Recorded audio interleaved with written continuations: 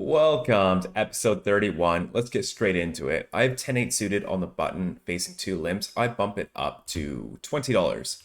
We go three ways to a flop, which comes down really good. 10-4 deuce, we got a backdoor flush draw and top pair. Surprisingly though, cutoff leads for $20. Our hand's not strong enough to raise, not weak enough to bluff, so leaves one option to call. And so does the under the gun player. So we are three ways to a turn, which is not good. It's the ace of diamonds. They both check it to me. Nothing to do here but check it back. Off to a river, which is the three of diamonds. And now the original limper leads for 45. Cutoff folds, and now it's on us. Bit of a strange spot, but I get the feeling our 10 isn't good here. But I also get the feeling that under the gun isn't very strong either. This seems like a weirdly played pocket jacks, or maybe like a jack 10, like some sort of weak 10 that's trying to get a showdown. I can't imagine having any sort of like ace X here because they can't really overcall once I've called the flop. And if he did have a hand like ace 4, ace 2, ace 3, ace 5, I think they all bet a lot bigger than this. So any straights, any really strong hands are going to bet bigger than this. This seems like a hand that just wants to get to a cheap showdown. So I think that bluffing here has some merit. So I bumped up to 120. Under the gun doesn't think too long and then tosses in the call and shows us the ace queen off. A little bit strange to see him show up with this after the limp call pre-flop and the overcall on the flop just ace high once someone donked into the pre-flop raiser and the pre-flop raiser called, but yeah, a little bit weird, but pretty happy with how I played that hand, so on to the next one. All right, we're on to the next hand, and we have Queen Deuce off. I actually think this is the Israeli Ron hand. Correct me if I'm wrong, but I think I'm right. I'm in the big blind, and there are four limps, so check it back. Not rocket science, and we go to a flop of King, Queen, Deuce. So I flop bottom two pair. I'm actually not even paying attention to this hand. I think I'm like ordering food or something, so I don't even pay too much attention. So I just check it over. And it gets down to the button who bets $11. Small one makes a call, and then I look over my hand, and I actually thought I had 9 deuce off, but I checked my hand again, and I actually had Queen Deuce, so I was like, oh, bottom two. So I bump it up to $50 real quick, and then only the button calls. So we are heads up to a turn, which is pretty good. So 4 of hearts. I look over his stack, he's got less than a pot size bet behind, so I ship it all in. And thanks for a little bit, and then makes the call. So off to a river, which is the 6 of spades. I show, and it's good. It's a pretty big pot for Queen Deuce off, so happy to take one down. In this next hand, we have pocket twos, and we bump it up to $12 under the gun. Folds around to under the gun plus 3, which I guess is the mid position, who bumps up to $40. Folds back around to the blinds, who both call the 40. And it's back on me. Against this player, I actually don't mind jamming here with pocket twos. It's a little bit close with all the dead money in there, but it is pocket twos. So I elect just to call and try to set mine 4 ways. And we go to a flop of King 10-5 rainbow. Checks to me. I'm just going to check into the pre-flop raiser, and he checks it back. So off to a turn, which is the 4 of clubs. Checks to me. I think about bluffing here, but I just go ahead and check it back again, and so does the original pre-flop raiser. Off to a river, which is pretty good. It's a king of diamonds. I don't think anyone's going to have a king too much. And given how this hand is played, I think I'm the most likely to have a king here. So when it checks to me, I am going to put in a bluff here. So I make it 120 to go. The 3 better, thanks for quite a bit, and then makes the call. And then the small blind also makes the call. Big blind folds. I show my hand. And unfortunately, the small blind had pocket queens. We actually beat the 3 better who only had ace high. But the small blind had a pretty conservatively played pocket queens here. So they are going to scoop this one, fortunately.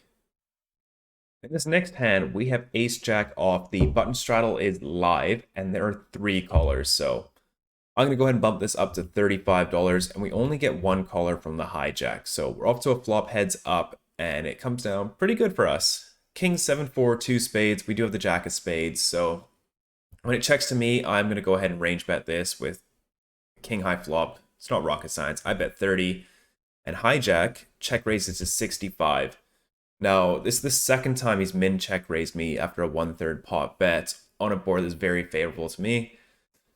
First time it was like king, queen, something, all diamonds, and I had pocket nines, no diamonds, so I just folded. But this is the second time he's done it. I'm not buying it, so I'm going to float and see what he wants to do on the turn. Turn is the 5 of clubs, doesn't change much. And now he checks it over to me. He's got about 350 behind. I think he covers me, so I want to bet a size and get it all in on the river. So I bet 120, and he pretty quickly folds. So looks like his min check raise is just making a play, so made a note of it, but it didn't come up any more times in the session. In the final hand over here at River Rock, there's an older gentleman who's raised at $30 from early position, facing a button straddle. I was originally just going to fold this because we're not getting 10 to 1, and it is an old guy. It's probably aces. But the player to my left already had calling chips in his hand, so I think maybe there's some value here. We do have pocket nines. This should probably just be a fold, but I do go for the call. Cutoff also calls, so we're 3 ways to a flop of jack, 9, 3, rainbow. Flop a middle set against a guy who probably has an overpair here. Hoping it's not jacks. And he goes and bets a weird size, like half pot plus $3. Just going to set the trap here and call and cut off fold. So off to a turn, which is the 7 of hearts. Not great. And hoping he's going to go all in, but he does check it over to me. I'm just going to keep setting the trap, and I check it back. So off to a river, which is the 10 of hearts. Probably my least favorite card. 10 or 8 of hearts is probably pretty bad. And unfortunately, he does check it over to me again. It's pretty tough to get value here now that flush has gone in, and the any 8 makes a straight. King, queen gets there. It's going to be tough for us to get value, so I do bet a smaller size, hoping to get a call from, like, I don't know, ace high maybe. So I bet 100, but he pretty quickly folds, so pretty unfortunate. This is the first hand at Park Casino. There's a hijack raised to 15, cutoff is called, and we're on the button jack 9 suited. I really think I should squeeze here because the hijack is a very loose player. Like, this could be 5-6 off, this could be ace 4 off, this could be like 5-10 suited. So I really should be squeezing here, but I do just go for the call in position, and everyone else folds. We're 3 ways to a flop, which comes out really nice, actually. Ace, queen, 7, 2 diamonds. Checks to me. I'm going to start betting here. I bet 15, and only the original raiser calls, and the cutoff calls as well. So we're 3 ways to a turn, which is another ace. Checks to me, and it seems like no one here has an ace as they both check the flop, and it's pretty rare for 1-3 players to check top pair. So I don't need to bet big here because my value range is pretty narrow. So I bet 35, and now the original raiser goes and check raises to 85. Cutoff fold, it's back to me. This kind of just seems like he's making a play. He saw my small bets, doesn't know what it means, and just interprets it as weakness. So I'm not convinced. I'm going to call here, and I'm pretty sure he's going to check river, and we're just going to bluff him off his hand, whatever that may be. So I make the call. River is the 8 of hearts. He checks it to me, and he's got about a pot-sized bet behind. Like, I just don't believe this, right? Like, on the turn, an ace comes. It doesn't change anything. If he was behind, he's still behind. If he's ahead, he's still ahead. The only hand that changes is queen 7 suited, which I never have. So that check raise is really weird. I just think he's making a play, but I don't want to just check back and lose to, like, king 9 off. So I go ahead and jam all in, and hijack snaps us, which is pretty concerning because I don't think he has any traps on this flop. Like, aces, queens, 7s, ace, queen all want to bet the flop, as well as ace 7. But he does turn over the ace 6 offsuit, which I don't understand the turn raise. All I can call with are flush draws that he beats. Everything else he's check raising for my value range is just way ahead of him. He's pretty much drawing dead. But I guess it worked out for him this time, as he does stack me this hand. We have reloaded, we're back to battle, we have pocket jacks, and we're going to bump it up in early position to $12. We do get 3 callers, as well as the same player from last hand who does make the call in the big blind. And flop comes out pretty good. It's 10-8-4, 2 clubs. We don't have a club, which is pretty nice. Checks to me. I am going to start with a bet. I've been reading some of your comments. You guys want me to bet bigger on the flop multi-way, so I do size up to 35 here. Hijack folds, small blind folds, and the same player from last hand check raises to 80. Last time he did this, he did have trips, but he has been making some really unorthodox, crazy plays, some weird raises, so I'm not convinced just yet, and I make the call. Really would have liked to bet small on this flop, to be honest. Face a much smaller raise and be able to assess from there. But we go to a turn, which is the 5 of diamonds. Doesn't change anything. And I kind of get it stuck in my head that I'm on blank turns, I'm just going to go with the hand. After like capping my range on the flop and getting check raised against a pretty loose player. He counts out chips for a $90 raise, for $90 bet, but then slides another 100 out there for $190, pretty much pot. It's a huge bet. I should have thought about this bet size a bit more, but I was a little bit, I don't know. I just had that plan in my hand to go with it. Yeah, I don't know. So I'm gonna charge his flush draws. I don't have a club in my hand, which is really nice, but I do block Jack 9 suited, which kind of sucks. 6-7 did get there, but it's pretty rare for him unless he has exactly 6-7 of clubs. So I go ahead and jam all in. He snap calls again. I ask him if he has a set. He says yes, so we are looking for a jack on the river. Does not come, and he shows the pocket 8s. I'm betting 1/3 pot on the flop from now on, you guys. On to the next hand. The under the gun player has raised to 15. There are 3 callers, and we have 8-7 off in the big blind. I think it's a bit close to call a 5x open, but closing action, it's $12 to win a pot. That's going to be like 75. So I toss in the call. Get a really good flop. 8-7-4, 2 spades. I'm going to start with a check and looking to check raise, but it does check all the way through. Turn is a queen of hearts, so introducing another flush draw. I think someone's going to bet here. Someone must have a queen or at least a flush draw. So I check it again, intending to check raise. And then the cutoff bet's 20. Folds back to me. And this player specifically uses insanely tiny bets all the time. I think he's like quite new to poker. Every time he wins a hand, he'll just lie about what he had and show one of his cards. He's like, oh, I had the ace of clubs. I had aces. I'm like, no, you didn't. Anyways, he bets really small all the time. So I check raise, and this guy doesn't fold. So I bump it up to $100. They both fold. I'm expecting him to call 100% here, which he does. River is the worst card in the deck. It's the queen of spades. So flush draw gets there. My 2 pair got counterfeit. I check it over to him, planning on probably just going to fold if he bets any amount, even as $15. But he does check it back. We show, and it looks like we're good. Until he slow rolls us with the queen 6 suited. Nice hand. We have once again reloaded, and we are back to battle. We are facing 4 limps, and I have ace 10 off in the small blind. I bump this up to $20, and we get a few callers. So we're 4 ways to a flop. Comes out all right. It's ace, queen, 8, 2 hearts. I'm going to start with a check here. My ace isn't strong enough to bet to 3 players, so I check. Big blind bets 25. Hijack calls, who's the player from the last hand. Button folds, and now it's back on me. I can't imagine hijack being too strong here after he just flatted. This isn't a board he's going to be really strong on. Like, he can have ace 8, but he'd probably raise. Yeah, I can't imagine being too strong. So I think we're always good here, and I want to get it all in with the big blind who has a short stack. So I bump it up to 100. Big blind goes all in. And then hijack also calls, which is a little bit concerning. I think he's probably on a flush draw here. So turn is the deuce of spades, doesn't change anything.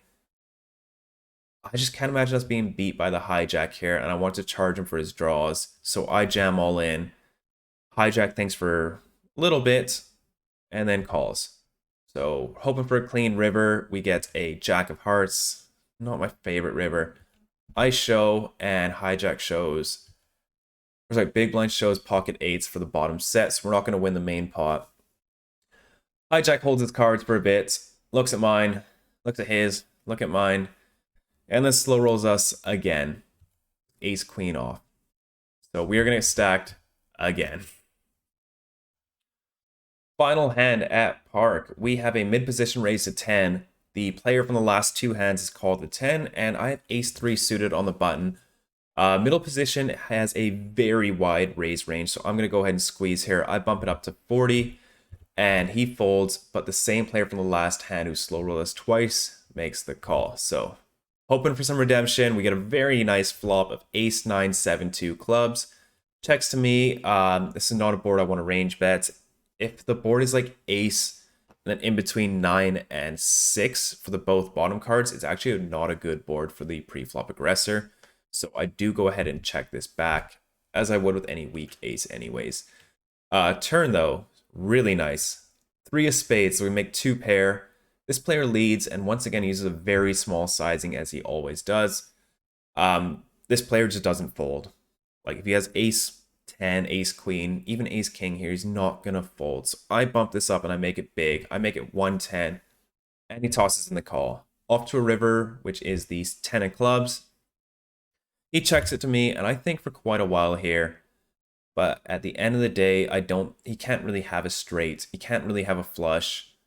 Like it's really tough for him to have those, and I think he probably does fold them at some frequency against such a large raise on the turn.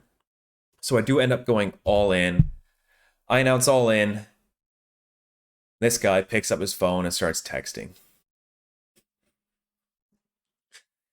He puts down the phone, looks over, says, "Oh, are you all in?" Looks at his hand and spends about 3 minutes of tanking. So we are really hoping for a call because I really want to get this guy, and he does toss in the call. I show my hand, and he shows pocket nines for a flop set.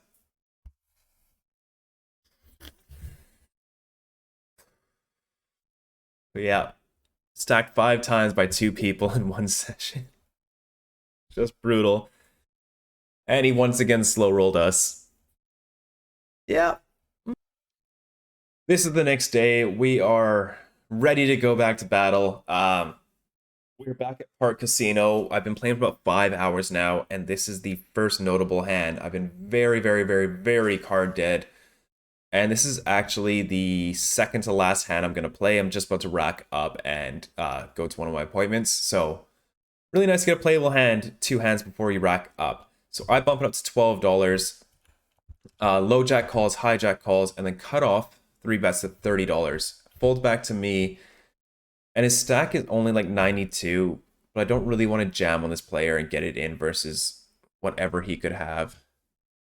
I don't know, with all the dead money, it's probably best to jam. But for such a small price and a hand that plays pretty well multi-way, I just make the call. So do both the other players. So we're 4 ways to a pretty bloated pot. Comes out really nice. Queen 7-4, 2 clubs. I check it over to the original 3-better who just jams his stack in, his half pot.